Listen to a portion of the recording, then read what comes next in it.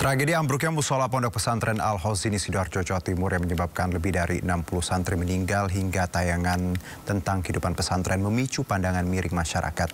Ketua Majelis Ulama Indonesia Kiai Haji Holil Nafis mengingatkan pesantren memiliki kontribusi besar terhadap Republik Indonesia.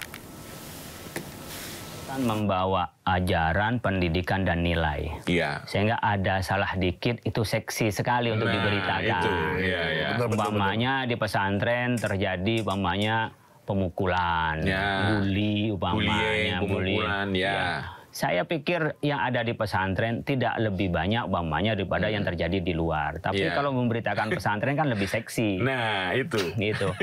Yang kedua, memang dengan pola sekarang yang orang mudah sekali bikin pesantren. Dulu orang bikin pesantren itu kan karena dirinya alim. Iya. Sekarang tidak, kadang-kadang karena berduit lalu dikumpulin orang-orang pintar. Ada juga orang yang tidak alim, juga tidak kaya, tetapi dia memang memproduksi dari pola pendidikan pesantren. Jadi sekarang variannya itu pesantren banyak sekali. Di samping pesantren yang memang itu membawa nilai pesantren, mulai pesantren modern, pesantren salaf, ada yang pesantren integratif ya. Yang modern pasti adalah yang sudah mengikuti perkembangan, ada yang salaf masih tetap dia nggak ngikutin dengan kurikulum pemerintah, bahkan mungkin nggak ngajukan izin. Banyak nggak ngajukan izin banyak. Artinya yang penting mereka mengajarkan saja gitu. Ada yang integratif, gimana mereka mengkombinasikan pola kurikulum pesantren dengan pendidikan yang maju. Tapi ada juga di luar mirip pesantren adalah boarding school, perumahan-perumahan terbatas ini. Nah, ini kadang-kadang orang bilangnya pesantren, padahal tidak ada kiainya, tidak ada basis pesantrennya. Tapi karena di sana ada ngajar agamanya dan seterusnya, jalannya. Ada kalanya orang yang punya mungkin kesadaran entertain dengan keustadzan, kemudian untuk mendukung itu mereka bikin pola pendidikan agama yang terasrama. Tetapi seringkali dia tidak memang untuk mengajar mendidik, sehingga kadang-kadang pimpinan itu melakukan pelecehan. Nah, itu. Tapi itu dieksposnya tetap pesantren. Nah, dengan undang-undang pesantren, kalau kita lihat dari tahun 2019, itu hanya jumlah pesantren yang terdaftar sekitar 23.000. Sekarang ketika ada undang-undang pesantren sudah 42.000 lebih jumlah pesantren. Naik pesat dengan adanya undang-undang itu. Nah, makanya menurut saya ini penting untuk dilihat oleh pemerintah dan ada keberpihakan pendidikan pesantren yang punya kesejarahan sebelum kemerdekaan. Jauh ya? Jauh sebelum kemerdekaan. Al-Hozini itu sudah umur 100 tahun lebih. Bahkan kalau cikal bakalnya dari 1878. Cikal bakalnya ya pesantren itu. Nah, dengan melihat ini yang menanamkan nasionalisme, ikut memerdekakan Indonesia. Nah, sekarang jangan itu menjadi kayak seperti halnya tidak ada gunanya di Indonesia. Apa kontribusi pesantren awalnya? Ini pertanyaan anak-anak Gen Z ini. Yang nggak ngerti pesantren, apa kontribusinya? Gimana resolusi jihad itu dari mana kontribusinya bisa mempertahankan kemerdekaan? Ini menarik ini. Ya, gimana? Umumnya dibilang tidak ada kontribusinya. Ada yang presiden dari pesantren, wakil presiden dari pesantren, menteri nggak kehitung. DPR nggak kehitung, ditanya kontribusinya. Nah, itu yang kadang-kadang kan tidak nyambung ya. Makanya tadi dilihat hanya sisi negatifnya kan. Nah, tapi kan selama ini kan setelah undang-undang pesantren ternyata ada kenaikan yang cukup banyak ya. Jumlahnya 42.000 dari sebelumnya 20.000. Nah, mungkin sekarang adalah bagaimana menjaga kualitas pesantrennya itu, karena kan di situ ada kriteria yang jelas ya. Tadi ada kurikulumnya, ada kiainya, ada yang jelas-jelas diajarkan di situ seperti apa gitu ya. Iya, seperti undang-undang ini yang sudah ada undang-undang, tapi implementasi undang-undang masih belum menggigit menurut saya. Pertama berkenaan dengan pembinaan, baik kurikulum atau pelaksanaan, itu belum. Soal juga struktur, kita hanya baru direktur di Kementerian Agama itu. Penganggarannya pun juga belum. Kan kalau kita gini, kalau bicara soal kesetaraan ya, kita nggak minta diistimewakan. Yang sekolah di pesantren itu kan juga anak negeri. Anak Indonesia yang akan memimpin Indonesia juga. Apa bedanya dengan anak yang masuk di negeri? Mulai dari fasilitas gurunya juga, kemudian fasilitas belajarnya. Nah, dikotomis antara negeri dan swasta yang tajam ini menurut saya perlu diakhiri oleh pemerintah. Karena seperti saya ini tinggal di Depok. Tahun 2024 itu lulusan SD sekitar 36.000 anak lulusan SD. Yang lulusan SD di Depok. Sekolah. Okay. Yang bisa ditampung oleh pemerintah itu sekolah negeri itu hanya sekitar 12.000 sampai 15.000 dengan sekolah rakyat itu. Nah, berarti kan ada masih sekitar 20-an ribu. Yang kemana mereka 21.000. Kemana? Mereka itu ditampung di pesantren-pesantren itu, sekolah-sekolah swasta itu. Iya. Sementara mereka mendapat pendidikan wajib 12 tahun kan kewajiban pemerintah. Undang-undang ya? Undang-undang. Harusnya ini kan kalau APBN enak banget APBN. Lah memang untuk siapa APBN? Yang ini ya, yang di Sidoarjo ya? Iya. Jadi perdebatan. Jangan APBN, saya tanya. Memang APBN buat apa? Orang yang sudah bisa kontribusi ke Hasyim Asy'ari itu alumni dari Al-Khazini. Yang sekarang bisa mewarnai NU mayoritas di Indonesia. Memberikan sumbangsi kemerdekaan. Jadi pahlawan diakui sah. Dan ada undang-undangnya di kita ke pesantren. Minta dibangun itu. Dan mereka jelas ada anak yang sekolah. Bukan mengada-ada. Dibilang, waduh kok enaknya APBN. Memang untuk kantong pribadi. Dan tanahnya bukan tanah milik kiai loh. Tanah wakaf. Tanahnya tanah wakaf. Cuman kan begini, karena kita tidak mendapatkan langsung dari pemerintah atau anggaran khusus, kita kan swadaya. Saya aja punya pesantren. Oh saya punya ada nyumbang 2 lokal. 2 lokal dibikin. Nambah lagi 1 lokal, nambah lagi 1 lokal.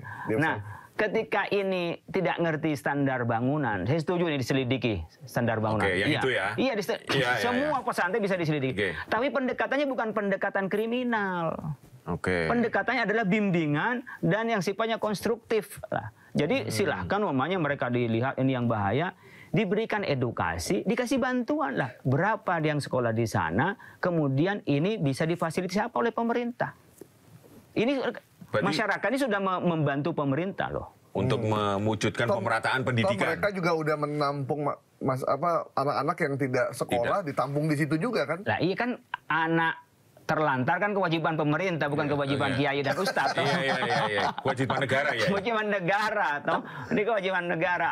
Nah ini sudah membantu negara, kok dianggap ngapain pemerintah ngasih APBN? Ini udah membantu negara. Tapi di Undang-Undang Pesantren bukannya sudah disebut ya bahwa itu bagian dari pemerintah untuk memberikan anggaran terhadap prasarana pesantren. Ada nggak itu di situ?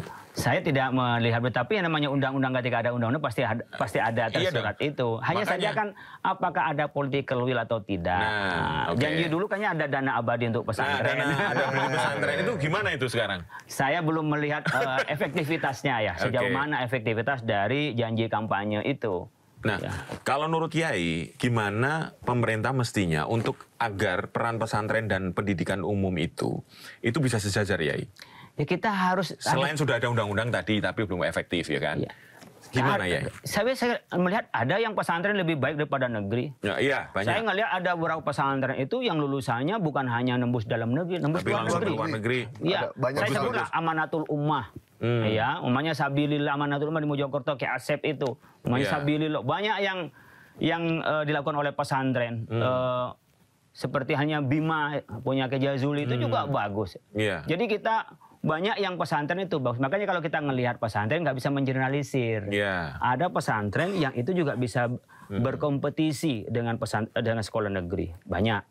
Juga ada pesantren yang dia memang khususnya tafakuh fiddin. Memang menyiapkan orang yang akan menjadi kiai, jadi ustadz.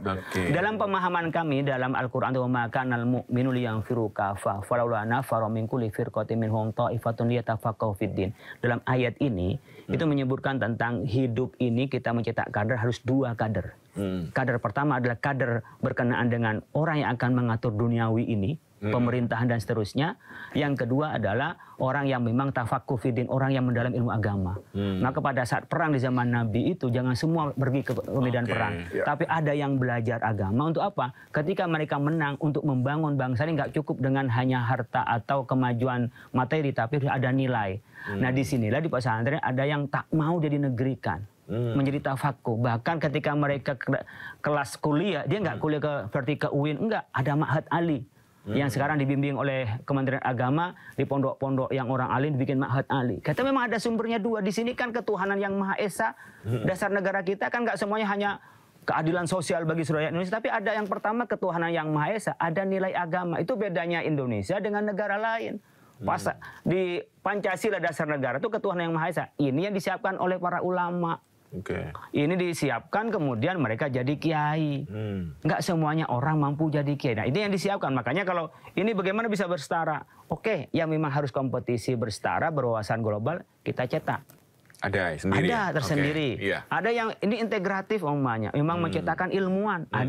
Ada yang sekedar yang penting tahu ngaji. Kenapa? Secara ekonomi nggak cukup, secara IQ juga nggak memadai. Ya udah, ini anak ini yang penting bisa ngaji, bisa ibadah, kemudian dilatih skill. Dari latih skill ini kadang-kadang dia masuk ke pesantren itu apa? Mulai dari pesantren dia tukang masak. Dan orang tuanya udah nggak ngirim. Udah masuk ke pesantren sambil sekolah, sambil bantu apa? Bahkan ngangon kambing. Ada. Tapi bukan berarti itu untuk kekayaan kiainya, enggak. Ketika ini sudah ada, dijual, untuk biayain pesantren. Ini yang banyak salah. Itu banyak orang nggak paham. Dianggap kalau ini, wah dipekerjakan anak. Dia tuh nggak dipekerjakan anak, dia udah kerja anak dengan sendirinya. Kenapa? Dia keluarga nggak mampu. Ini kalau kita mau menyoroti, pemerintah udah nyentuh di situ apa enggak? Nah, berarti dia membantu pemerintah memberdayakan ekonomi masyarakat sebenarnya. Ya kan? Banyak yang begitu. Di daerah pelosok-pelosok itu yang kiai-kiai yang santrinya 100, santrinya 200, itu yang mereka swadaya. Mandiri mereka, bahkan yang punya pohon disumbangkan pohon itu dijadiin pemondokan sambil berternak. Kemudian ternaknya ini oleh kiainya dijual untuk apa? Membuat makan rame-rame dengan santrinya. Ya, saksikan perbincangan Ketua MUI Kiai Haji Holil Nafis selengkapnya bersama jurnalis Indonews Pung Purwanto dan Gaib Maruto Sigit selengkapnya di kanal YouTube Indonews.